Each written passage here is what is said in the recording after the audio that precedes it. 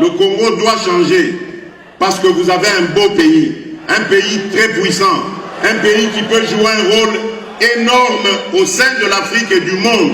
Et je vous fais le serment que d'ici la fin de mon mandat, vous allez voir un Congo nouveau, un Congo fort, un Congo puissant et prospère, un Congo qui va parler de l'Afrique à travers le monde entier.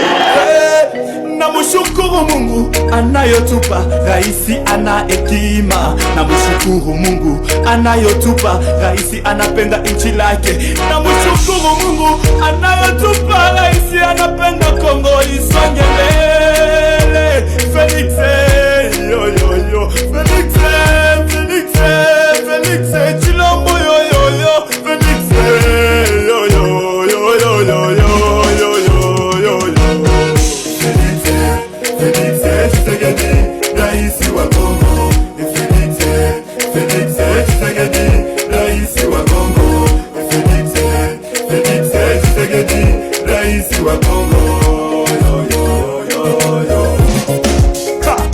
Tulisubiri sana kwa kuona watu wasome kwa bure.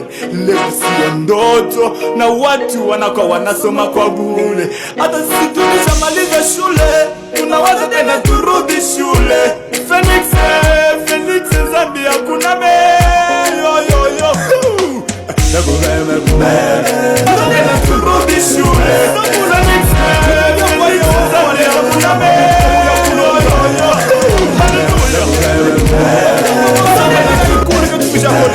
Waliokupenda ni wengi, tena kuna wengi wanakuchukia. Mtoto wa simba ni simba.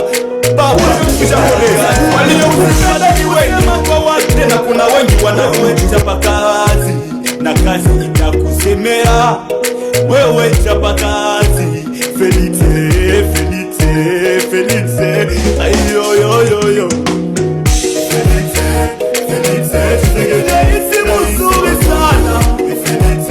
Ana uchaguzi wa makabila na wapenda nini wote. Tueni kwake tujenge nchi kwa umoja. Oh ya Fati, chapa kazi Chilombo. Oh ya Fati, Fati kusema kwa watu. Oh ya Fati, chapa kazi Chilombo. Fati kusema kwa watu. Leo mimi nakuona kesho. Kongo yetu mimi siuone leo. Fati kusema kwa watu. Kongo hii mimi naiona kesho. Isi itameremeta. Oh ya Fati, Fati kusema kwa watu. Oh ya Fati, oh ya Fati, oh ya Fati. Fati kusema kwa watu. Oh ya Fati, oh ya Fati, oh ya Fati. Fati kusema kwa watu na usichunge asante. Fati kusema kwa watu. Ukichunge asante utachunga sana. Fati kusema kwa watu. Chapa kazi baba. Usichunge asante kwa watu. Wala wayakubaliwa na muda wao. Fati kusema kwa watu. Chapa kazi usifati kusema kwa watu. Usifati kusema kwa watu. Kongo hii tunakukabidhi mikononi ni mwako ya Fati. Tunataka Kongo imeremete na wengi watamanie Kongo. Pamoja na ya Fati itafanyikwa, tumupe muda. O ya Fati, Fati kusema kwa watu.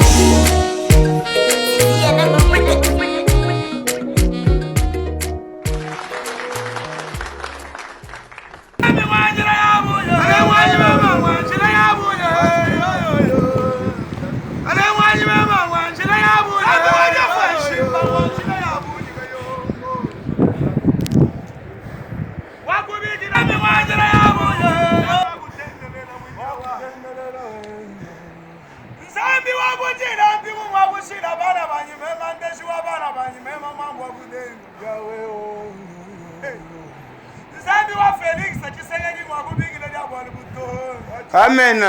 Yabwani wachisegeli wetu ngakubikira jamanu makaya nzambi wa nzambi mufili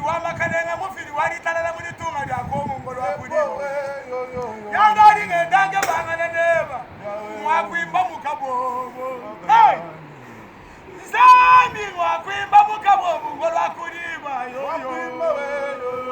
Hey. Nzambi wa Maria meta ngwakwimba mukabobu wanywa kusombele. Yepwa wadona mubelishika ngwakwimba mukabobu.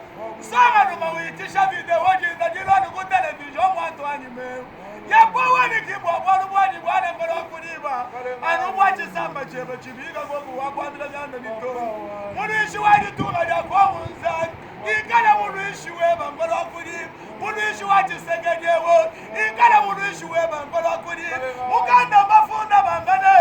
Wabunda mwana ntamwa. Muto memba munu mujiso. Wabunda Felix Chisegejo. Muto munu mukamwani gadisu kawachendele. Ngolwakulima we. Hey. Daniela Chisegejo. Ambila Felix Chisegejo. Kena mwakujila mwadito. Uli mumwesha bukalenga uchini moi. Zanju anyu akutendele. Kimbumbuka kuli mwana wa muntu bwad. Kimbumbuka kubingwa mabwad. Kimbumbuka kumashi bwad. Mbumbuka kuli wachendele. Tungamulo wakubingile na bwad. Zanju ajiba kwa kweu. Zanju wakutendelela. Mukulumpa wakujuno. Mukulumpa wakutile changa. Kapanga na kamulu mwakujuno. Mwanya vitu wakwambile myani. Yesu mukole butala fugo. Wanyu wakusomba neni. Wengila wa yisalela. Wabisho palubera putweo. Yapanga kushimwa bakai. Wanwanyu wakuliba yakwako. Umbusho biso jibyabena kwa. Nzambi wanyu wa moyi muneng. Yapwa waliba yakumbanyo. Nzambi wa serishi mukenyo. Tuliba tula ni malo. Nzambi wakuliba ngita bani mwina nishiwa. Wakutendelela nzano. Wakutendelela. Kanyinda imba wakutendelela. Wakutendelela. Chilomba.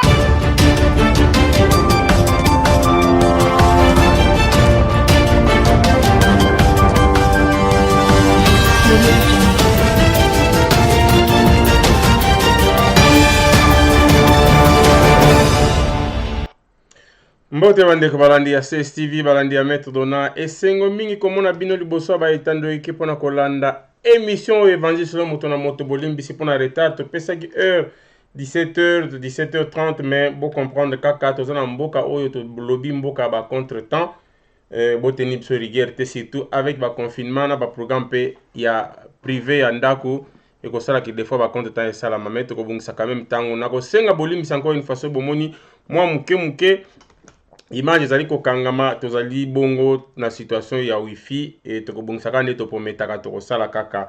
Alors wabino molobeli Maître Dona lelo na nzela ya etando eke na kati Évangile selon moto na moto tokosola masolo oyo ezali ebele oyo tokosola na kasi titre oyo bokomona liboso awa na kolongola yango ezali yango te ezali prévu na lelo bolimbisa ezalaki prévu na émission esengelaki tosala mbalele kaki kasi na émission ya lelo tokoyamba bongo ndeko ya biso oyo azali bongo représentant personnel ya chef de l'État oyo ayebani na kombo ya Yannick Pirenze Luntadila oyo tomonaka chaque fois bamisala ya 5 chantier te misala 100 jours bolimbisi eza kosalama azali tout le temps kokende kotala kovérifier pona komeka ko motiver bato bazali kosala misala wana bakoka kosala yango na bokebi yango to invité lelo na kati ya émission lelo tokobeta masolo un peu par-ci par-là oyo etali misala ya 100 jours oyo etali pe musala ya za kosala oyo etali makambalo baka pona chef de l'État tokoramasser par-ci par-là et puis so bozana ba mituna nde tolobaki tokwanda kozwa bato ba pembeni ya chef de l'État bongo botuna pe mituna bango pe bapesa bino biyano na kati ya Évangile selon moto na moto tolobi yango Évangile selon moto na moto eza esika bimoto nyonso ayaka na mayele na buzoba na ye nde nalobaka yanga mayele na buzoba na nga tosangisi po totala ndenge tokosunga mboka ya Congo parce que esengeli mutu nyonso asala musala yango na tosala émission. Alors en attendant ya kobenga ndeko na biso tozali mwa makambo mayike oyo esengeli tomeka kosolola pona mboka Congo avant que toyamba ndeko na biso ope bazala ba mituna ya kotuna ye au fur et à mesure tokokontinue na émission na biso. Nazo rappelé bino tokoyamba ndeko na biso représentant personnel la chef de l'État ndeko Yannick Pirenze Luntadila.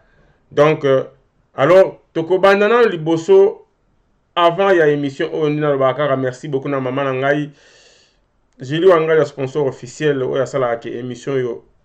Et Kweyate, ezala toujours debout, na bosanité. Maman Nangai Fifi Kongolo, Bambo Tebele, sans oublier Jili Mujinga. Et Macha Moumeno na lobaka toujours, Mérodienne, Chilunde Kweyate, Maman Nangai, Pauline Mujinga. Alors, na émission Léo avant to banda, je crois que Maman Labiso na Milouz na Musika, Maman Labiso Capidor. Azako landa biso, la vraie Taliban quoi. Ndeto le bakaka. Azako landa biso na ngonga o na sengi bo partager émission bo talaka pamba te bo partager pour message comme un peu partout. Atako bazali ko bloquer biso pour batu ba ba mona ke toza ko tala matin mais toza ko tala message za okende. Donc to ko banda liboso penza na likambo na la bo etali comment bazo gérer crise oyo to masolo ya COVID-19 na mboka na biso ya Congo boyebi mettre dona akotaka un peu partout to meka opusa na kana ba province sika wapi bandeko babosa na bango bandeko bakipaka bango te menga na kotaka pona bi na tour de contrôle tozana na mboka Katanga epai wapi tokokende na mwa lombango na bili to yeba nini ezali koleka kuna balobi ke na COVID-19 na Katanga ba retrouver to ba komi na moko ya COVID-19 na Katanga. Kawana euti wapi? Est-ce que na kata Congo coronavirus ezalite? Et puis bao bazo bela, baza banani, bauti wapi? Eza bao bafandi na Congo, to bao bazo vuta libanda. Est-ce que maladi na Kinshasa ezalite? Coronavirus ezali. Mais siko maladi yango eza wapi? Na tomoni baka euti na ngiringiri te. Tomoni baka euti na Masina te, mais baka eza soit na Gombe, soit na Baflat. Batu bazovuta nango libanda. Est-ce que ezo ka batu ya libanda to yebite? Tokemba na Lubumbashi, situation aka moko ezali kuna bazwaki eutaki wapi? Penine eza koleka kuna, bo comprendre image amateur, makelele kozala mais bo tolérer, bo meka kolanda situation wana na Lubumbashi. Ka wana euti wapi? Eza ndenge ni tolanda na bilili. COVID-19 ici au Katanga. Il est ici depuis hier. Il fallait nous-mêmes comme ministre provincial de la Santé, puisque étant absent, depuis hier nous étions en mission avec son Excellence Monsieur le Gouverneur dans le territoire de Kambo vers Likasi. En étant de retour, il est du devoir comme autorité sanitaire de la province venir m'enquérir moi-même de la situation au-delà du rapport que j'ai reçu de l'équipe médicale. Et je peux dire qu'au-delà de tout ce qui se raconte, il n'y a que le gouvernement qui a le mot qui va dans le sens de confirmation. Et nous vous confirmons réellement puisque le cas a été testé positif à partir des échantillons envoyés à l'INRB. Et c'est un malade, comme vous avez vu, on a échangé avec lui, il est assis et on l'a trouvé dehors puisqu'on a pu désinfecter un peu sa chambre. Il n'a pas supporté l'odeur des désinfectants, c'est comme ça qu'il s'est mis dehors. Il est sur la chaise, il est stable, il ne présente pas de problème respiratoire et donc le traitement il le reçoit et donc nous voyons la suite et nous demandons à la population d'observer les mesures telles que nous faisons passer par tous les moyens, que ce soit dans les médias et aussi par les billets de relais communautaires. Donc que la population ne puisse pas paniquer. C'est un cas importé, c'est quelqu'un qui est parti du Kenya, de Nairobi, qui est venu par bus, Dar Salam, la Zambie et il est entré par la frontière de Sumbalesa. Et c'est nos équipes qui ont été alertées et qui sont arrivées sur place. Au vu des symptômes, ils ont réalisé le premier test et pour confirmer, il fallait envoyer les échantillons à Kinshasa qui sont revenus positifs. Et en ce qui concerne le parcours de la traçabilité selon son parcours, est-ce que vous y comptez Oui, ce que nous devons faire et ce qui est en train d'être fait, c'est dès son arrivée à Lubumbashi, mis pratiquement en quarantaine et que ses contacts immédiats, ça veut dire sa famille, doit être aussi testé. Et le contact des contacts, ça veut dire si quelqu'un de la famille a eu un autre contact, ils doivent aussi être recherchés et c'est ce que nous sommes en train de faire. Mais il nous a rassuré qu'il a fait 2 sorties pour aller au salon de coiffure, donc le coiffeur va être aussi identifié comme le nom du salon est connu pour qu'il soit aussi... Voilà, merci beaucoup. Je crois Botali, wana ezali façon baza gérer situation ya coronavirus. Na kanti na poser moi quelques questions de bandeli. COVID-19 na Congo ezali to ezali te. Eza uta api banani bazoza nango. Bomoni bien malamu, bomoni yango bien que ndeko bazo la biso autaki Kenya, matina ba bus avec na Dar es Salaam, Zambie et tout ça ndenga yo kota na Kasumbalesa et batali kazana. Mais il y a un problème. Mais s'il arrivait que na Congo mobimba ba kaya ba fièvre, ba grippe normale ezali, il faut passer un test pour batala soki bato baza en coronavirus. Ba test nyon seza concentré na l'INRB na Kinshasa. Rapidité à test, durée à test, comment ba koza en charge au moment où nanu ba yebite soki ezali coronavirus toté. Tout est centré na Kinshasa. Comment ça va se passer? Parce qu'on n'est qu'au début. On n'est pas souhaité que comment Moussika. Mais ceux qui l'INRB et ça dit que la province mingi ba la situation faut pas tindara examen kuna. Rapidité na ba gérer en ndenge. Donc voilà. Et même merci quand même à l'autorité ndenge bazui makasi ya ko meka ko gérer situation oyo ya coronavirus. Mais et ceux qui ont été moi bakasi spéciali toujours na bato bazo talibanda kaka toza toujours na mboka Lubumbashi na Katanga bakuti na nzela chauffeur étranger na kati ya mutuka amemi ba minéré mais akufi na nzela. Est-ce que minéré mutebomiye?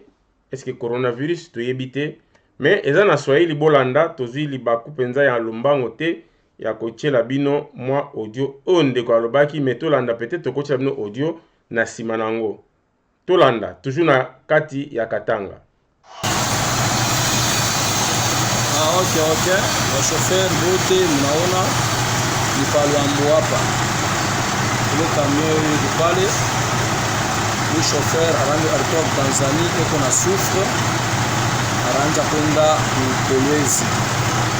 Ni tatuaje Paluambo hapa. Kasha kumjika. Mimi sempre kumzisha nipate information à qui de droit comprendre tout Congo. Responsable de votre presse que basha kutoka kwa mkaji kwa ashukua na kuona. Voilà, je crois wana bolandi malamu ndeko oyo ya chauffeur akufeli na frontière enfin pas frontière mais akufeli azali Tanzanien akufi na kati ya Katanga asali ba fièvre. Selon ba information mustozu ba lobi ke eza moins suspect et koki kozala ba coronavirus mais na ebite comment ba koki ko soupçonner ka coronavirus alors que yé asa kufi. Alors bandeko en attendant to ya bandeko na biso ya Nick Pirens nazali ko répondre pas ko répondre nazali ko réagir par rapport ya réaction ya ndeko oyo soi-disant journaliste Jean-Marie Kassamba. Hein? Quel gaffe, je pense que Jean-Marie Kassamba soki IDPS bokotika, je suis désolé. Azam mutu porter plainte parce que le quoi comme dans état de droit mutu moko aza au-dessus à loi azate. Comment Jean-Marie Kassamba cause audace ya koleka na chaîne o bapesa ye mbongo na Kabila fungoli na Congo aya ko manipuler aya ko ba image montée pour que aloba que voilà Vital Kamerhe bino IDPS bozane en coalition tout ça soki nini mais bota la comme à niveau à hôpital est-ce que c'est comme ça qu'on peut traiter un être humain? Bazako kota biloko ni na kati ya mitu ya peuple congolais bandeko nanga. Est-ce que Vital Kamerhe est en hôpital? Pourquoi na biki IDPS bako tikate et puis INCP bako tikate basaka na président na bango ya parti bachaye na kati ya média balexaye ki azana mbeto hôpital azo bela alors que c'est un photo montage ba monter image ya boyebi mikolo leki ezana joueur moko ya MB ya américain noir américain alekaki alakisi que aza atteint na coronavirus. Mais Jean-Marie Kasamba na télé 50 na bango, na kasi bandeko mingi bamoni image zo circuler na ba réseaux sociaux, bazui mutu wana balongoli, bazui mutu ya kamere batie wana eza kosakana na kamere. Je pense que le mensonge à modèle wana, il faut tribunal les à la saisie. Parce que sur le plateau, bah invité qui mutu ya des personnes à comprendre te. Mais bazui image ya kamere ba présenter yango pona condamner IDPS. Wana Jean-Marie Kasamba azolinga a créé ni na mitu ya ba congolais pour mbule bima. Ça c'est makanisa FCC bazanango na ba chaîne na bango ya minyato. Jean-Marie Kasamba to yebelie Moussa Nezakaka kochaka ba image ya Kabila qui n'est même pas président parce que ça chaîne à Kabila to boité mais eloko ne balinga kokota na mitu ya ba congolais. Donc je pense que na image ce botali yango so IDPS na INC ba porter Jean-Marie Kasamba plainte. Je suis désolé alors to yebi place tozo kendete bolanda image bande konanga.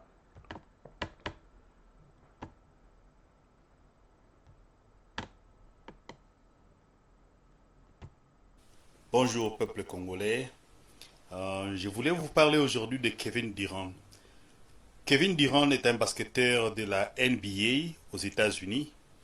Il a été atteint de Covid-19 que vous voyez sur la photo. Ceux-là qui habitent les États-Unis l'ont sûrement vu et ils connaissent les informations. Et il a été atteint de Covid-19. Il a été hospitalisé et il est là sur la photo. Mais nous sommes étonnés de voir aujourd'hui M. Kasamba, Jean-Marie, en pleine propagande du PPRD, a utilisé l'image de Kevin Durant pour la transformer en Photoshop et faire la désinformation sur base de mensonges. Suivez lui-même Jean-Marie Kasamba. Comment est-ce qu'il a utilisé la photo de Kevin Durant, les basketteurs américains. Ils ont simplement remplacé la tête et ils sont en train de l'utiliser pour non seulement faire de la propagande, mais aussi salir l'UDPS tout en défendant Kamere. Suivez vous-même. Merci. Maintenant, je vais vous montrer la photo de Vital Kamere, maintenant, il y a 2 jours. Voici la photo. Pourquoi vous victimisez Vital Kamere à ce point?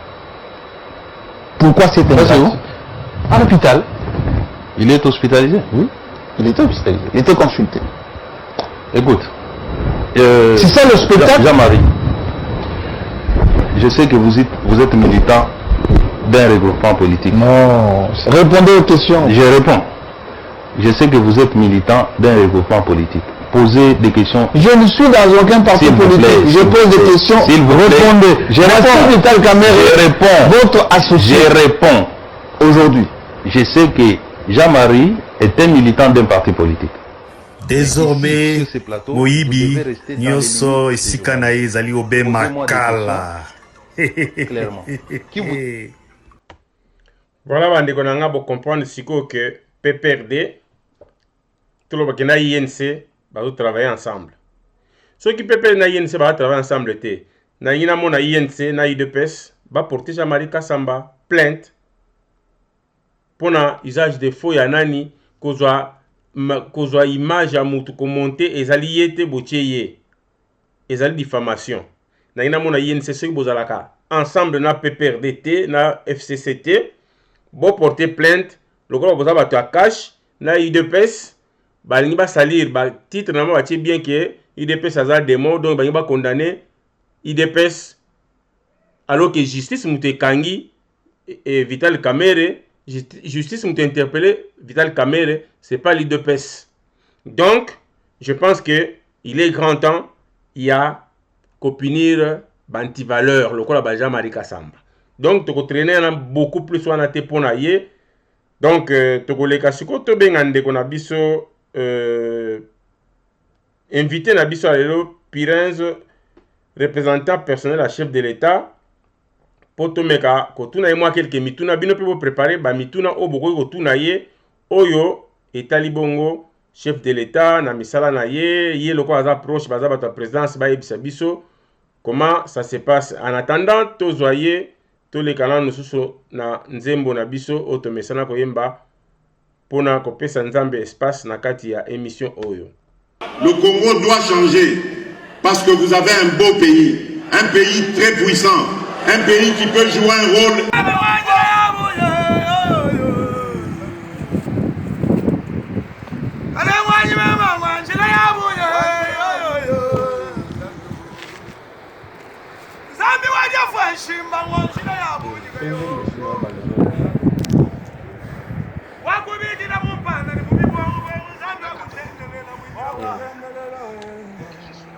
Zambi wabujira ndimu wabushira bana banyime mandeshi wabana banyime mambo wabudeni yawe o Zambi wa Felix Tshisekedi mwakubigile lyabona buto Amen. Yebwawani wa Tshisekedi watu mwakubigile lyabana bakaya Zambi wa Tshisekedi Zambi mufiri wa makanenga mufiri wa litana na mulitunga lya komongolo wakudi Yangari ngendange bangana neba mwakwimba mukabobo Zambi mwakwimba mukabobo ngolo wakudiba Zambi wa Maria Meta mwakwimba mukabobo wanyu wakusombane Yebwa wado na mubelishika mwakwimba mukabobo Sanga numa uitisha video jinda jilonu ku television mwantu anyime Yebwa wani kibwa walu wani wana ngolo wakudiba Anu mwachi samba chebe chibiga gogu wakwandila vyanda nitono Munishi wadi tunga ya kongu nzani Ikala munishi weba ngolo wakudiba.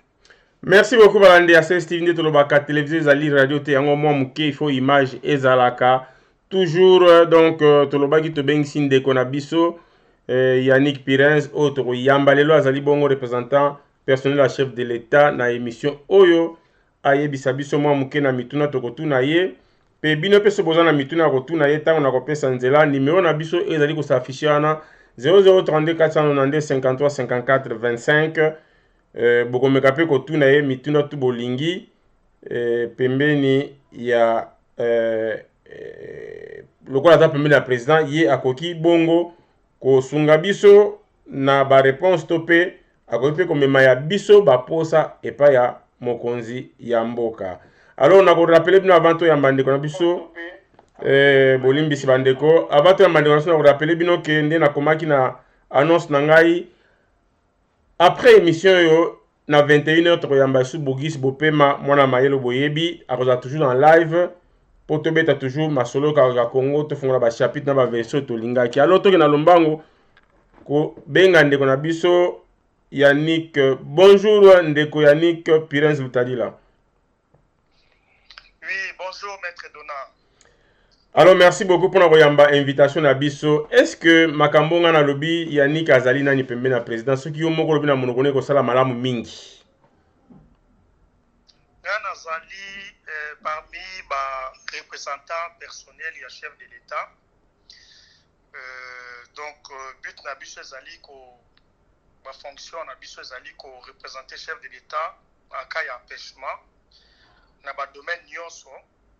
Ezala na déplacement moko, ezala na forum moko, ezala rencontre moko, s'il est convié par les investisseurs pour discuter, toujours pour na makambo etali mboka, ou bien loko moko esalamaki par exemple na étudiant, il fallait que le chef de l'État zalawana, ou na ministère moko, bon voilà.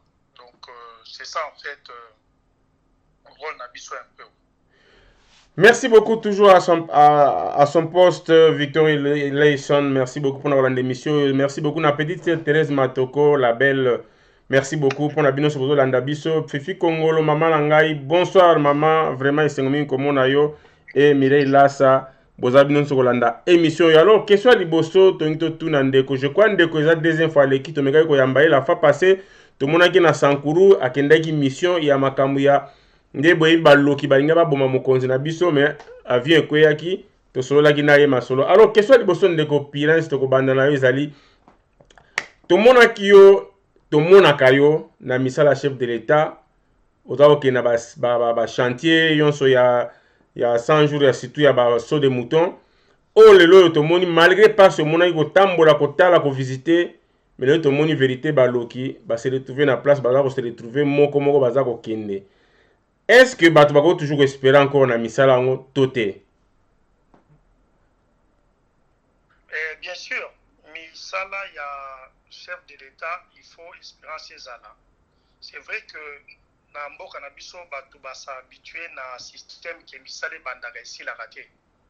Mais il faut que le chef de l'État azali na matoi na misu partout. Donc bato na ye o balingi mboka o balingi Congo o baza pembe na ye pona ko servir ba congolais bazali ko veiller na misala o le chef de l'État za osala pona mboka.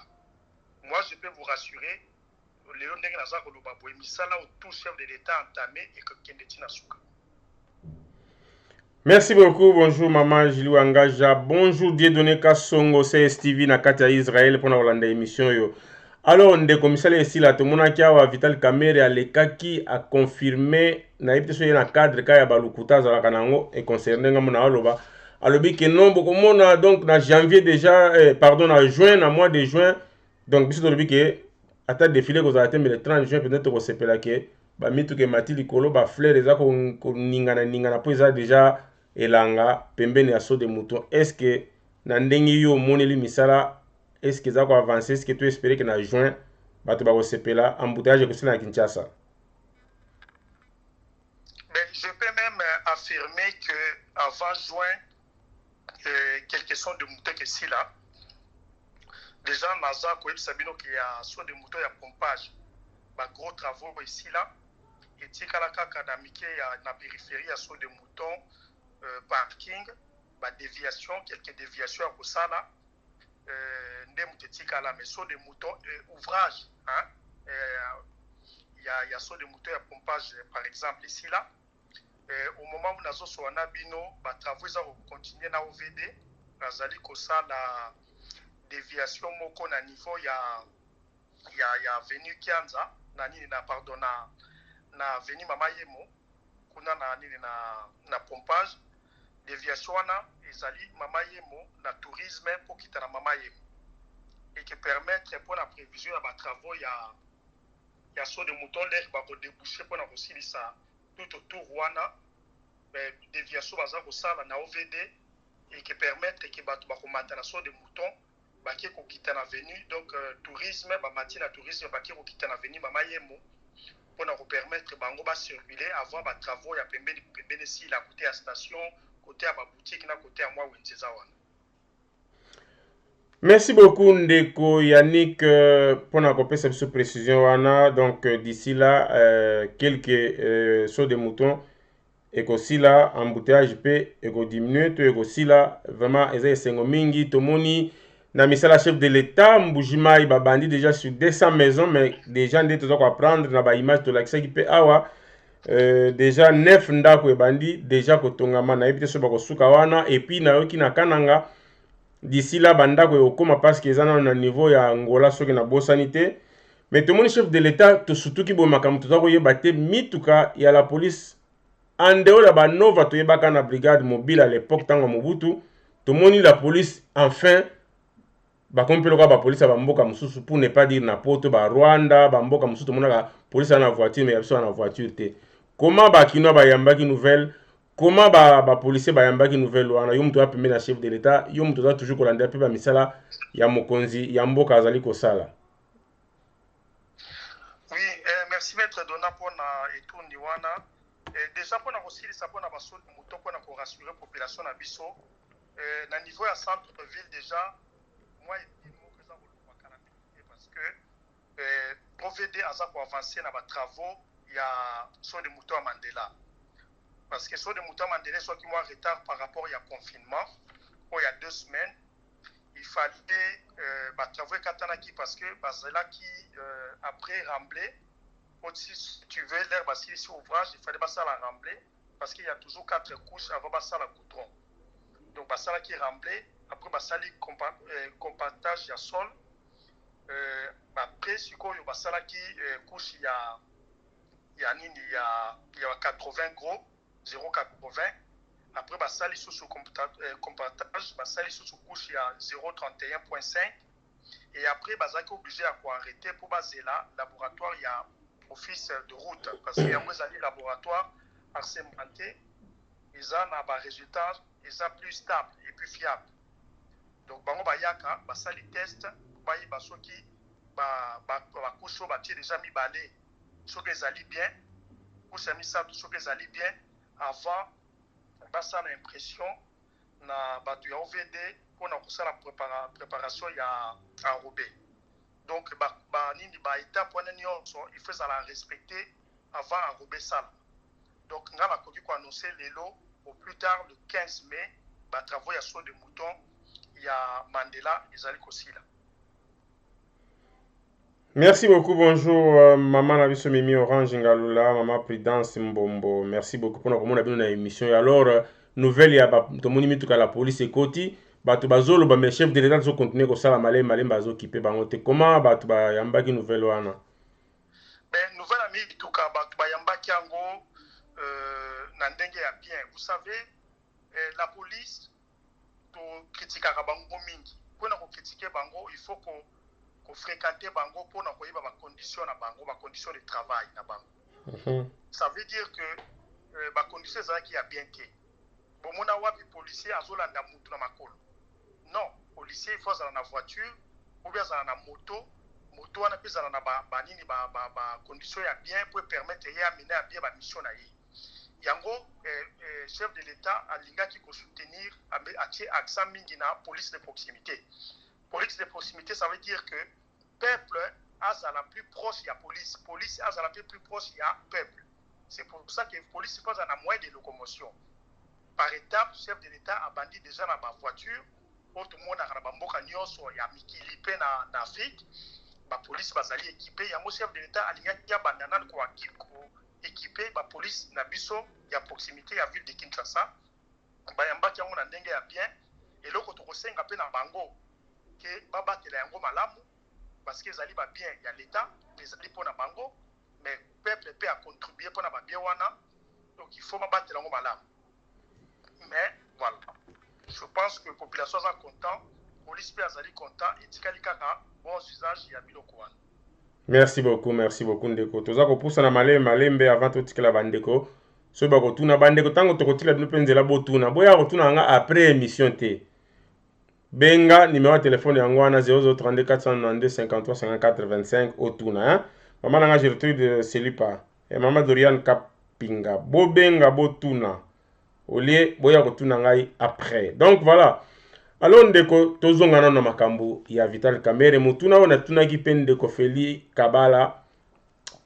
Toyebi ndenge bozo fonctionner na présidence wana biso toyebi. Bino bao toyebi ke tonyokama na bino ba malili ba nini yo kolonga na sud de France kuna royawa ko souffrir tout ça toyebi na po nazangaki na rataki ko monter ba photo mususu oyo. Tozala na Belgique olata bateni tout ça mais quand même les lobo se retrouver premier à mokonzi mais ba misusu baza ko se retrouver te mais na bino pe boza ko se retrouver kuna toyokaka boza vraiment étouffé wana to ko bomba yango te po biso tozala pona ko kanga minoko te babenga ka biso na chiluba ba mona ka pe balobaka donc biso tozala na biso batu ya songi mais pour songi mo positif. Donc maman Julie Wangaja na kansi makambo na loba ayebi yango malamu to ka batu songi positif. Est-ce qu'arrestation à Vital Kamerhe na kati ya présidence olingo biso ki quelques personnes batie oufte bande ko bazolando aweza ka polele non mais ngana za bien placé pour commenter l'arrestation na ye. Vous savez ce n'est pas la présidence qui l'a fait arrêter, c'est la justice hein. La présidence azali wana pona ko veiller que mbongo ya contribuable congolais pour na misala et ça la mape et qu'il y a misala wana esengi. Mais ceux qui te montrent que misala les autres salamate, vous savez quoi? Ngale nazo ki na baso de mouton wana. J'allais pas par plaisir. Nazali ministre na lito ya chef de l'État. Nazo kende pona mona est-ce que misala ezali ko salama oui ou non? Na kangi ba photo, na sali reportage peuple azomona mukonzi aza peut-être na tante na moment wana po alanda. Mais il faut que ça ait un rapport. Dès bon peut c'est un rapport. Na obino bokoya kuloba. Na oyo mbongo ebimi. Na rapport président ça kotalante. Rapport wana koyeba est-ce que misala eza ko salama bien misala eza ko salama te. Biso la présidence to ko sepela te ba kangi ko avec na biso. biso na présidence tokosepela soki misala eza kokende bien mais bakangi ye ça veut dire que mbeba esalamaki ouf de soulagement ezali te pour l'instant parce que justice na kati makambo te toza kozela biso nyonso le 11 mai ndenge balobaka bazuzi c'est ça basala misala na bango par rapport à ça on va voir la vérité et connaître exactement la vérité qu'est-ce qui s'est passé. Donc so lelo bakondane mwa bachampagne ekomela mape na présidence quelque part ata na basimandako. Non, je ne pense pas champagne ekemela condamnation na ye soki esalami ezali par rapport ya makambo eleki biso tokoka ntango te biso toza bajuge te biso tozali kozela ke par rapport à bapreuve ezali ya défendre aza na bato baconseil na ye bakoconseille ye mpona kodéfendre ye mpona oyo bazali koreproche ye biso toza na champagne na komela te tokomela champagne jour tokoganye vision ya chef de l'état pepe na biso asepeli biso tosepeli jour wana nde tokomela champagne soki misala oyo tozalaki élu esalami. Mais ndeko Yannick biso toza bato ya mulanga biso ya milanga pembe nayebi te so na kobakisa mpe vera pembe toza na bainformation ebele que tout ce qui est de l'UDPS to tshisekediste baza étouffé na présidence il n'y a que lui ce qui se retrouve et dans tout ça est commandé par Vital Kamerhe en dehors de bagaf na justice abengisi toyebi que présidence mutekangisi te justice mutekangisi c'est là où maintenant ozomona ke na otuna ba question parce que souci à peuple oyo aza na posa changement ezalaki ke mutu nyonso azo tambusa musala mabe oyo eza na intérêt à peuple te il faut akangama bien que justice yango na tango ya règne ya président ya bilaka oyo Mfumuki Mbango alobaki aye mais bato bazolinga kaka ondima kaka te lelo na kamwe bato mosusu bakoma féliciter justice oyo lobi kuna bavile pandaki tango ya Kabila mais likambo eza te bato bazo comprendre mais peuple wana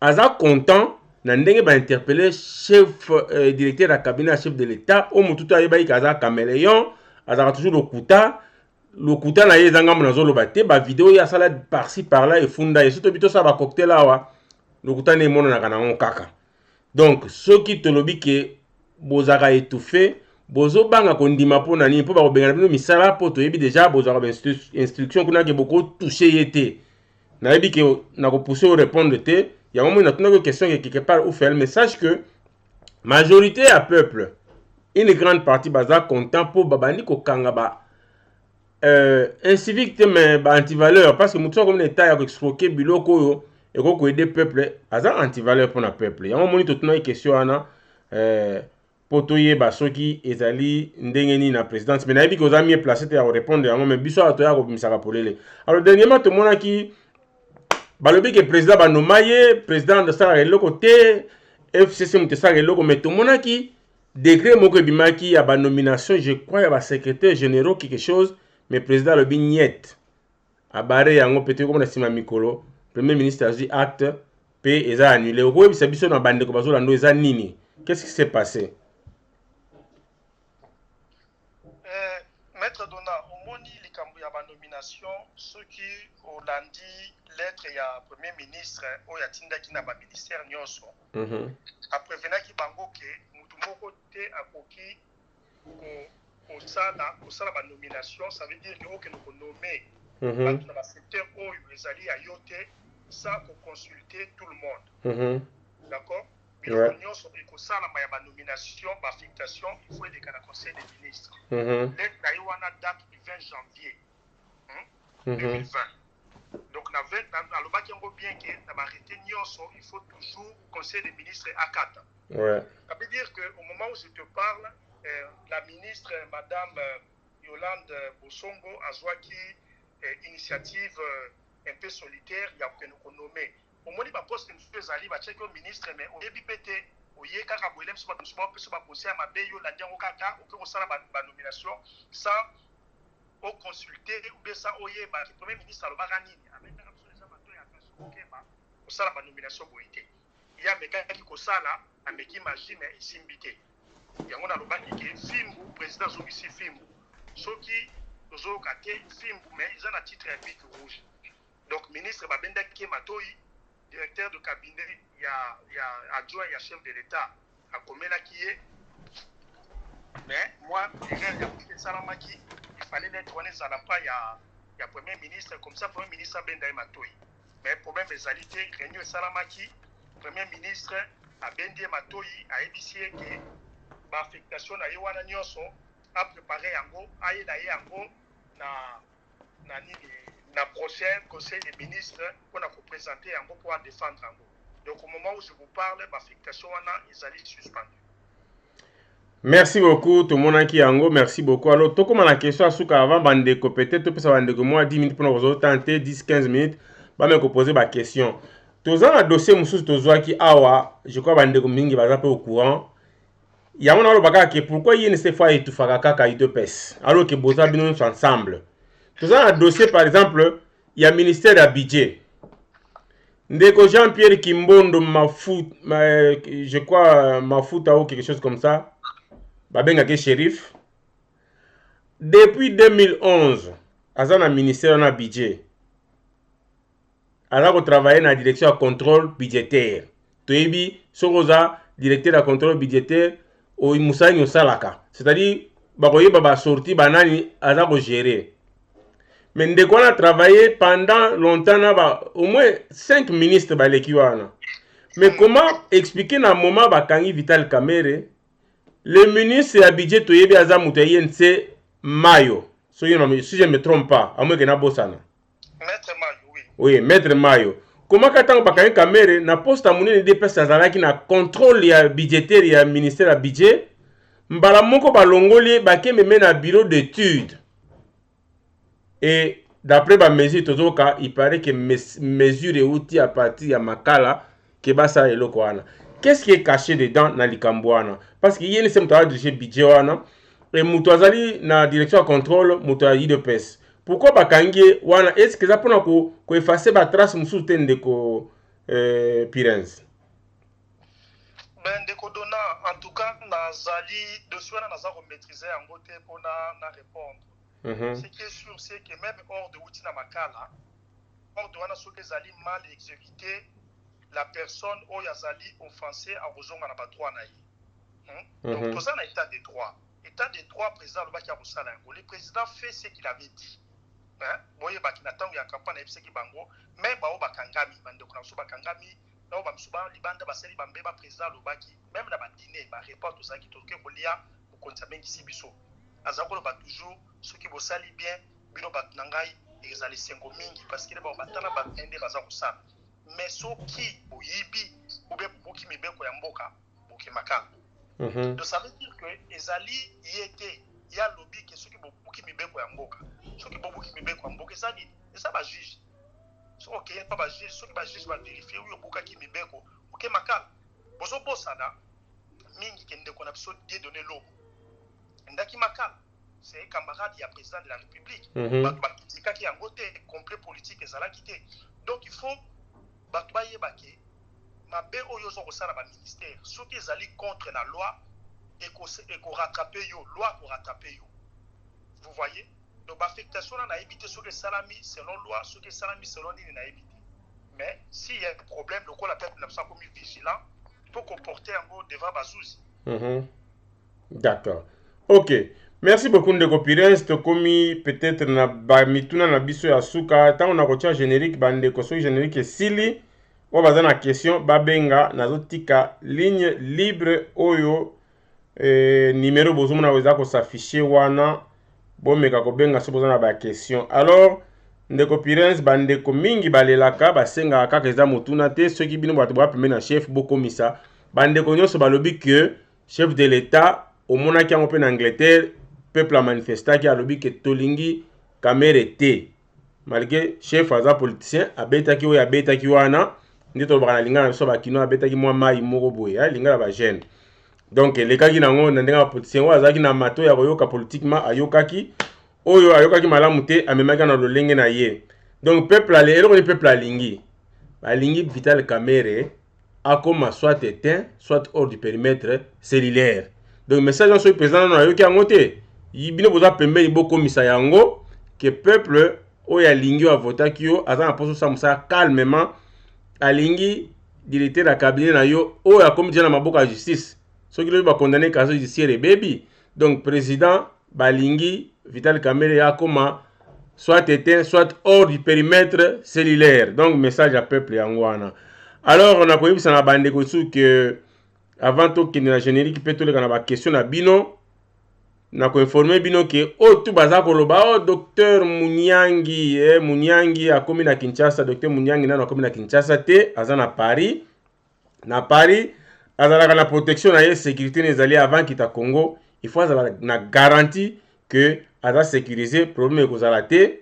Banzela peza okangama ba avion ni akokita nango Kinshasa, aza très important ce qui bako PCP jet privé kita Kinshasa, mais est-ce que aza sécurisé ndenga sécurisé na Paris to yebite. Donc docteur Munyangi nano akiti Congo te. Alors toleka na générique bongo bandeko oyo bazana mituna babongama babenga batuna mena ko profiter le na bosana ne bandeli ndeko Yannick Pires andimi ko accepter invitation na biso alors que aotaki ko bungisa mama to profiter occasion au nom de toute l'équipe ya CSTV to présenter ba condoléances na biso ndeko Yannick.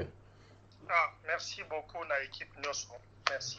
Merci beaucoup. Alors, bande ko balandi ya CSTV bino nyonso bozali kolanda biso après générique tozozela ba coup de fil na bino même pendant générique so boko benga to tia bino en attente bo benga. Totiki bo tuna ndeko Yannick ba question sur misala chef de l'état. Boya bo tuna te makambo ya politique ya ndenge ni premier ministre na ndenge ni to kocha ministre te. Boya la biso na misala chef de l'état so bozana ba proposition bo sala yango azana nwana. Tozozela ba coup de fil na bino.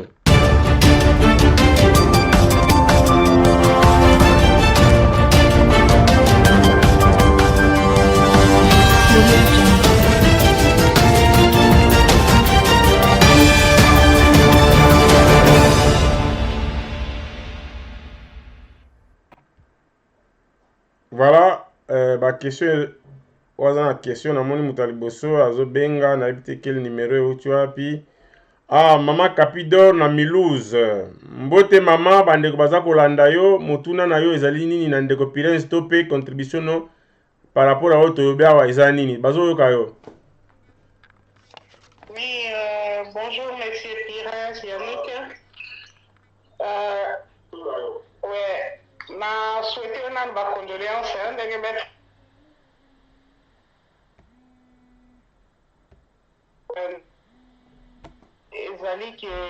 d'abord nous avons fait suivi la mission de chef de l'État où ça va suivi la mission sur les moutons. D'abord félicitations à nous. Merci maman. Aïe. Maman aza problème ma connexion akei bandeko baza kolanda biso so bomoni ndeko moko azotuna motuna bino bozela asilisa avant obenga nayebi ke bozolanda émission mais so ndeko azotuna motuna zela soki asilisi bongo obengi ole tango ndeko azolo bozobenga eza ko déranger biso surtout que nanu professionnellement nanu tozi ba appareil ekokiti pona chape za ouais vraiment tozolanda Katananu ordinateur ozolanda son ezokota. Deuxième. Première question ezalaki nini maman? C'est bon? Ouais, première question ezalaki nini, ça va? Non, première question est la question comme telle, encouragement, félicitations. D'accord, deuxième question. Mais c'est Yannick Ferres pour avoir suivi à la chef de l'État à Zolandela. Vraiment, c'est encourageant, bravo. Et puis, première question, Ezali pour la voiture, il y a police de Monaki. Bravo, chef de l'État. Mais souci, Tozanango. Na okaki na mekai kosolo na bato Kinshasa muke ba ibisaki nga ke exemple soki ba intervenir baliba sala baliba intervenir na bato bazaneti na bakati kati kuna banzele zate soki ba téléphoner parce qu'il y a un numéro ba pesa ki bato po ba bengaka en cas de problème po ba intervenir mais siko bato bazomanda neti na ba fin fond kuna na kati bazana ba nzela te comment la police, voiture à la police, c'est que comme à Tikuna, na Katikuna, na ba commune, Moussouneti, na ba Masina, ba Kisenso, ba Mpanzalemba, ba Katikuna, ba Nzele Zate, ba Kokende ko intervenir, Ndengenini. Deuxième problème, Nazanango, ezali pour la nomination. Tozomona ba dégâts souvent na kati ya gouvernement. Pour la ngai bo eskize ngai wana eza selonga. Na moni batu wana batalaki ba CV na bango te, ba o ba utaki ba benga nini. Batu ya Kabila o na bosani na bango. FCC, batu FCC. Batu ba utaki pa na batalaki ba CVT. Ils ont nommé les gens comme lui voulait. Maintenant, Batona Baza est incompétent, Baebi Misalate, c'est pour cela Baza toujours pour amener chef de l'État la Misala na échec. Dans le bac qui a la fois passée, quand tout ça va finir, il faut vraiment président Nabiso a Fungola Misu, a Bandela, à la CV à Moutounion, qui peut engager, qui peut travailler avec lui. Parce que le Congo, c'est un bon pays. Bissoyon Sotozalaki n'a pas mis Salamoko, il y a bien à Kinshasa. Ngana Zalaki, secrétaire de la Banque du Peuple. Maman, on a besoin qu'un jour, tu as gagné temps. Mais tu as besoin un jour. Tozonga na mboka na biso to contribuer na o tozozwa awa to ke ne pe ko sala kuna mais so to kute na batu baza ben compétent de wana on ne peut pas avancer notre pays. Merci beaucoup maman. Merci beaucoup. Ndeko Pires zona na réaction au sala ou bientôt le kana ndeko mususu. Non mais na koki ko répondre na question na liboso concernant ma voiture wana ezali pona ko aider ba policier na place au banzele zali mais ba place au banzele zali te boye ba ki ba policier ba zali na ba jeep hein ba policier ba zali na ba jeep pour ko intervenir na pe na place au banzele zali te Congo eza na particularité moko que ezamboka moko za munene et puis eloko moko te salama biso to yaki ko kuta pays ezalaki presque en ruine donc toza ko bandela biloko nyonso o esalama te na o esalama et suivi Zarakité. Vous voyez? Donc ça veut dire qu'on ne peut pas tout faire d'un coup. Président Zarosa, la moindre dame partout.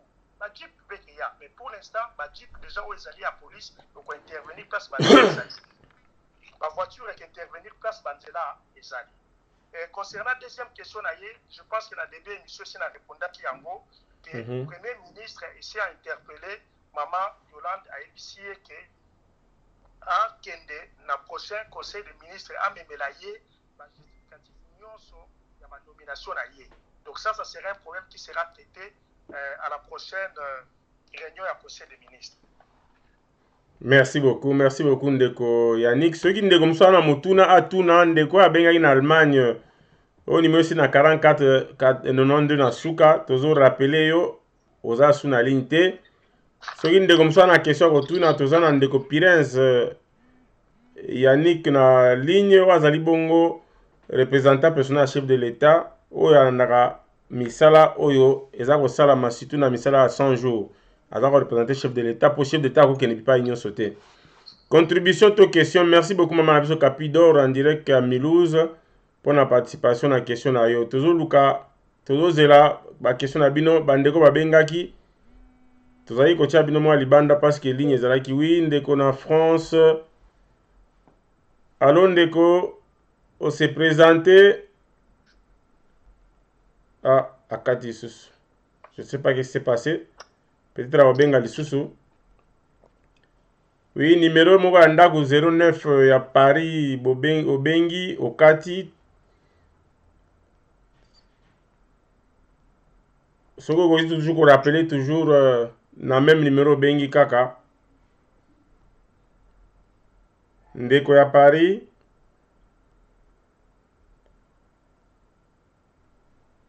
Voilà. Bandeko nde nalobaki toza bongo awa na live nalobaki bo benga ngai sima ya émission te mais c'est le moment ya ko benga na kati ya émission po bo poser ba question totikali na 5 minutes soki mutu aza na question akoki ko benga to pe oza na contribution okoki ko benga alo ndeko Pires moi motuna musu ezotungisa batu mingi toyebi ke eza domaine na yo te moza représentant chef de l'État bandeko mingi bana ba projet po ba ya kosala na Congo mais chaque fois soki ba se pointer kaka batambusaka bango niti basisa bango ka batalo basapatu ti finalement bakozonga pe basali eloko te surtout bato bamemaka bandeko ya bapaya baye mpo bainvestir na mboka na biso bapesa misala mais so ekomi kuna baatya bango bakale moyen barealize misala na bango eza te. Eske nyonso na chef de l'état azalaka au courant te toyebi te nayebi te soki réaction oyo eza nini? Non, mais chef de l'État, c'est la personne la plus informée de la République. Donc, Makamoudou et Kaka Ayebi. Et Babilo comme sous-soupé et Koki ko échappé. Ceux qui bandeko, baye na Congo pour na comme investisseur. Ça ne dépend pas comment va se prendre en amont. Il faut, avant qu'on y ait na Moutou na Congo pour na investir, qu'on soit d'abord contact na Batou ou Bazali pour s'occuper d'investissement. Le chef de l'État ne s'occupe pas des investisseurs. Le chef de l'État a un conseiller spécial en charge d'investissement, mais c'est Jean-Claude Kabongo. Donc il faut qu'on soit d'abord contact ou na Batou. Moi je l'ai fait aussi, même na investisseur à contacter Ngaïbe Bandeko ya Poto, à contacter Ngaïbe. Ça veut dire pas Poto seulement dans d'autres en Afrique du Sud ou ailleurs. Moi, ce que j'ai fait la transversalité entre Batouana, Bandekona, Bissowana, na Bato ya Memi, na cabinet ya conseiller spécial en charge d'investissement. C'est lui qui s'occupe de ça. Donc, avant ya komema bapaya na mboka pour investissement, il faut d'abord qu'on soit en contact au préalable. Pour que peut te sa conseil, Batouana yolingi komema, est-ce que bazali déjà fiable? Ce qui bazali fiable, après ton toyeba, balingi ba ko investir na Makambouni. Comme ça, tu vois, parce que Congo a un poste d'investissement ou pas. Là, tu vois, na Makambouana, tu peux savoir ma conseil. Après, tu peux guider Bandeko na biso wana. Par exemple, ceux qui sont concernés dans ce secteur, il y a énergie. On peut l'orienter. Après, concertation, conseiller spécial dans l'équipe d'investissement, tu peux orienter par un ministre de l'énergie. Vous voyez? Donc il faut toujours qu'on prépare, arriver là où il y a Mboka, na ba investisseur. Quand il y a ba investisseur, il y a ba tout na Congo, après ba komi ko tambusa bango na hôtel, ba komi ko escroquer bango be ba komi ko escroquer yo. Non, il faut toujours qu'on prépare arriver à Batouana. Il faut d'abord prendre contact avant Boya. Oui, merci beaucoup Ndeko Yannick, mais ça na batum soupe ba sololi bien, mais pona ko kita ekomi condition oh non, ce qui dossier ne roleka, nga fana za autant de pourcents. Nga mo naza témoin, naza na ndeko moko, aza en Afrique du Sud. Là, fallait même ba mindele moko, na domaine ya communication, c'est-à-dire dans le domaine ya transport ferroviaire, batonga ba rail, et puis, bazali moi ba domaine mingi. Mais ndeko naza ki dessus parce que, biso la troba kamula, totaka kamula, pembe za te, to yini mutu, mais ndeko wana, bakendaki bakutanaki na ba kamere, bas caméra senga ki bango mbongo ebele par rapport à budget bango bangi ba changer pour la misala na bango et buka ki bango makolo balongwa na baki pa premier ministre asepe na dossier mabi ki misala so bingo sala ngo fo bandango kuna na Katanga. Moi j'ai dit la vérité, il fallait ba relier chemin de fer banda Kinshasa ti si je me trompe pas et traverser ti na ngambo ya Congo, si c'est pas Zambie en tout cas Tanzanie bilo moko bongo. Mais Premier ministre alobaki il faut ebanda na Katanga ekenchi kote kuna. Ça o ezali oyo nga moko mutu nga mema batu ayebi singa ndenge basukisa ki bango alors que projet ezaki na ndenge wana te. Donc voilà, il y a des choses aussi qui se passent peut-être eza ko échapper des fois bino, eza ko échapper même ndeko Kabongo parce que toyebi kuna pour dossier les camarades mo fait le d'abord kaka na maboko ya Vital Kamerhe. Na ebite soki nde eza bongo parce que ata mokonzi na kati ya cabinet na ebite. Non, peuple na biso et ça fungoli miso, hein? Il faut kozala prudent. Ceux qui ont moni que ba investisseurs ba ye na mboka ba bandi ko senga bango mbongo, il faut le dénoncer, hein? Vous savez, investisseur sérieux oya ye na mbongo na ye, oya ko investir na mboka yo bandi ko senga ye, soki aza vraiment sérieux, il va pas le faire. Il va partir. Ceux qui investissent wana zongi, ça veut dire que perte zali ya mboka, perte zali ya vision à chef de l'État. Ça veut dire que la personne qui a commis ça, il est en train de saboter la vision du chef de l'État. C'est pour ça que Babylone wana soki zali, il faut qu'on dénonce en gros, attention, avec preuve. Il faut toujours qu'on ait la preuve, il y a l'eau qu'on dénoncer. Donc, on a encouragé les bazali, les investisseurs sérieux, on va investir dans Mboka. Il faut prendre contact. Nous, après, on va essayer de connaître ces investisseurs avant il y a un Mboka. On a contact plutôt ceux qui bazali sérieux ou pas. Après, on va évoluer. Mais ceux qui ont il faut les refuser. Quand vous avez des preuves, il faut les dénoncer. Voilà, merci beaucoup Ndeko Yannick. Tokomi na suka émission na biso. Merci pour avoir accepté l'invitation. Na ebité ceux qui ont moi liloba peut-être le peuple congolais mais occasion yango yo to lobeli yango te to tikilo moi 2 minutes ceux qui okoyi koloba peuple azo yokayo. Bon, ngai na sengi kaka na peuple na biso vraiment assemble la mingi pour na chef de l'État na première dame. Vous savez, la tâche n'est pas facile. Hein? Donc, tu déjà à quoi s'attendre, mais il y a quand même quelques surprises. Il y a beaucoup à faire au niveau Yamboka na biso dans tous les secteurs. Donc, chef de l'État a vraiment besoin de peuple, a besoin de soutien. Il y a peuple, a besoin de soutien. Il y a diaspora pour la prière na bino et puis qu'on soutenir la vision na diaspora tout cas na bendi matoi chef de l'État a sengi diaspora azonga pona koya ko soutenir ba effort na ye pona ko tombola mboka mais ayebisi diaspora te oya maboko pamba yaka na mwa bagage yaka na mwa projet mais ma pe ba investisseur oyo yebike bazali sérieux bakoki ko soutenir mboka mais ndenge na lobby ko mema on ezali ko soit d'abord en contact biso to yebi mutu wana soka zali sérieux par rapport ya ça un projet na yetu ko bengisa na mboka donc ba soutien ezali na sens wana mais na sengi vraiment na peuple a soutenir le président de la République et puis azala na vigilance par rapport ya ba dossier nyonso eza ko na justice peuple a fungola misu pona kolandela yango. Merci beaucoup Ndeko Yannick, merci beaucoup Ndeko Antonio da Silva pour na kolanda émission yo. Merci beaucoup na Pierrot Mouleba musika na États-Unis na bosonité Mama Lydie Moulwila na kati ya Hollande, pourquoi pas à mon frère Willy Kaboulou na kati ya Hollande. Alors encore une fois grand merci pour na répondre à l'invitation biso et to komankaka jamais ko benga yo te soki ya koloba ezali. Merci Ndeko Yannick. Merci Donna. Merci aussi à l'équipe Nyonso CSTV l'invitation à bino. Merci beaucoup. Merci. Alors merci beaucoup na bino tout bolanda ki biso ezalaki wa bino maître Donna na nzela ya émission o évangile moto na motesika to ya fungola ba chapitre na ba verset pour na côté ya likambo mboka Congo. Les autres yambaki bongo représentant personnel à chef de l'État Yannick Pirenz Lutadila o yazali aussi membre ya IDPS o yalandela ka misala ya chef de l'État o toloba ke eza parmi ba matoi na miso ya président nde tolingaki to soane mwa muke o to sololi mituna ezaka ya bino mais soki bozo tuna te alors eza mwa pasi mingi toyeba nde tokotonga te. Donc encore une fois merci beaucoup bino to bolandaki. Rendez-vous na 21h avec Bogis Bopema, tokoza toujours en live boya tobeta masolo ya mboka tout décortiquer tout le canine tokotonga mboka na biso. Qu'est-ce que ça vous dit, c'est pour revoir et à la prochaine. Ciao ciao.